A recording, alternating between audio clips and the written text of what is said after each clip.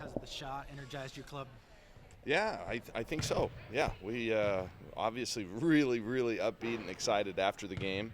They were even more excited, I think, when I told them that the flight was canceled and they were spending an extra day down there. I don't know why that was all that great of a thing, but practice yesterday was phenomenal, and we'll see today. But yeah, I think so. That was a big shot. I think what gets lost sometimes in that is that the couple of plays that led up to it, and obviously Sabrina deserves a lot of credit. That was amazing. But Ruthie's steal, recovery, and pass for Maite in the layup, and then Maite's contested three. Those were huge plays as well that led up to it. So it's a good team effort. Was there one of those plays where you were like, whoa, this might actually be happening? Well, Maite's three, because we were ready to set up into that what we call smash, and then Ruthie just made as athletic a play as you'll ever see, really, when she tipped it, recovered it, and then made the dish. And even Maite's layup under the circumstances from that angle wasn't easy. So when that happened, and there's just some chaos surrounding everything, I think we forgot that it was a tie score, and really the trap that we put on them wasn't bad. I mean, it would have slowed them up. We just unfortunately got called for a push there in the corner that set up the finish. The foul obviously wasn't good, but you wouldn't have probably had a shot to win in regulation if it wasn't for the foul. So looking back on it, I guess. Good way to look at it. Yeah, good way to look at it. Yeah. Do you think if it went to OT, you guys were feeling pretty good about where you were against them and how you were playing right then? It's funny. I've always felt that if a game goes to OT, the team that made the final shot to get it there usually has a psychological advantage, because the other team's thinking to themselves, we let this slip away. So, yeah, it felt good. I think Jacinta had fouled out, but other than that, we were good to go. Kelly, how has the emergence of Mallory coupled with Jacinta's new role and how she did the other day kind of helped you guys? Yeah, I mean, it's huge. Mallory had a great game against Stanford, and she showed what she's capable of doing. Then Ruthie, had a great game against Cal with a double-double, and then Jacinta just kind of solidifies everything. She's such a good defender, and we needed her. She's smart. Anigwe is not just a really talented. I mean, she's the future number one pick in the draft, and Jacinta just did a great job on her, made her work for everything.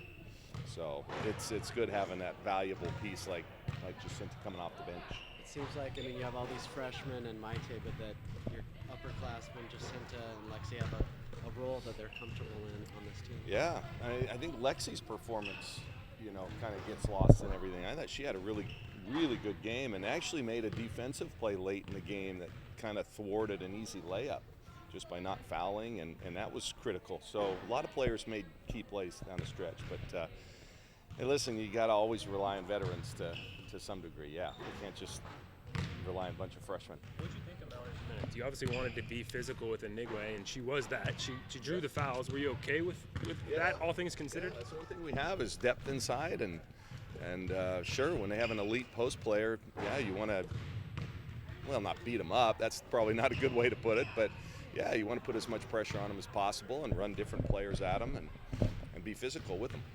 Coach, how long have you done the shoot-around halftime shot? You think that might have benefited Sabrina's confidence a little bit? The shoot-around halftime? Not the half-court shot. Since I've been coaching, so 29, 30 years. What does that moment kind of do for your team? Is it kind of signal the end of? Yeah, we always try to simulate it as a game winner, because you never know when a game comes down to something like that. And so, yeah, that's just, I think every team in the country does that to some degree, something like it. Seems like the schedulers never do you guys much favors when for Pac-12 play. Obviously, another tough 2 games down in LA. How big? You've already talked about it a little bit, but how big was getting that win ahead of this LA series? Oh, it was huge. It was huge. I wouldn't say it was like a monkey off our back, but we needed the confidence. I thought we played fairly well at Stanford. We played much harder, and and again played well and played hard against Cal. So it's nice to see that we were rewarded with a win, and hopefully a win like that under those circumstances, kind of springboard us to, bigger and better things. But there is no easy weekend, so it doesn't matter you know, that we're on the road again. I think our kids just soon be on the road as home right now, you know, and get some of those road trips out of the way. But yeah, you show me the easy weekend. I don't see it. It's the toughest conference in the country. Coach, I know you talk about that conference, how tough it is all the time, but UCLA went up to the Washington schools and lost both of them. That's a road trip that historically they've done really well on. And Oregon State with their win over Stanford. I mean, how do you see this conference kind of developing at this point? Well, you've got 6 teams in a tie for 7th place. That should tell you right there.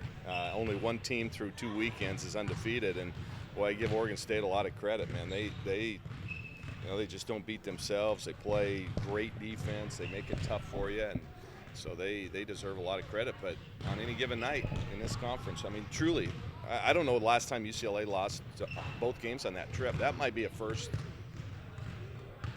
in decades. So, yeah, it just goes to show you everybody's improved, including the Ducks. What do you see in USC? First game up this weekend. What do they got? What kind of struggles will they cause for you guys? Physical, tenacious defensively. They play really, really hard. They're scrappy. They have an elite post again, so we're going to have to, a game plan for her. That's another challenge for us.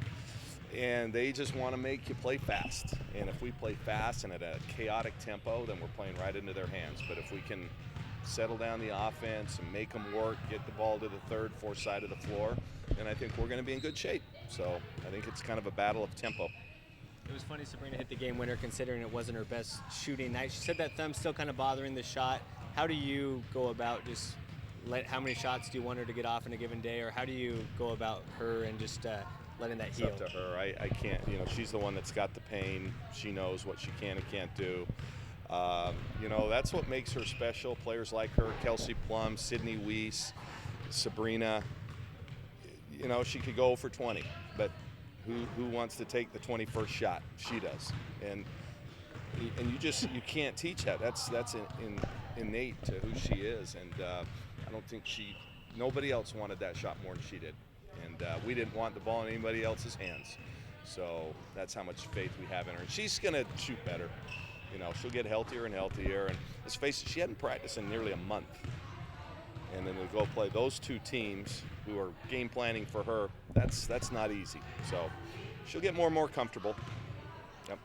Coach, do you expect Lydia to return to the court at all, or will you seek a medical red shirt for her? If she can't get back on the court, absolutely we'll seek a red shirt for her. And I think she will be a candidate to get it too, because I don't think she played in enough games. But I don't think they've even looked at it. The doctor is still waiting, and we'll see. I think she's still a few weeks away from even getting looked at, which is too bad. Too bad for her. But do you expect her to return, or are you I'm counting still on hopeful. her to return? Yeah, I'm still hopeful, but she's got to be 100%. And if she's not, then we'll take the next step. Do you have any reaction to Jade landing at TCU? I think it's great. I'm happy for her. Yeah, I'm happy for her. She deserves the best, and I hope the best for her. So she had texted me before it became public, and we were texting throughout the whole process.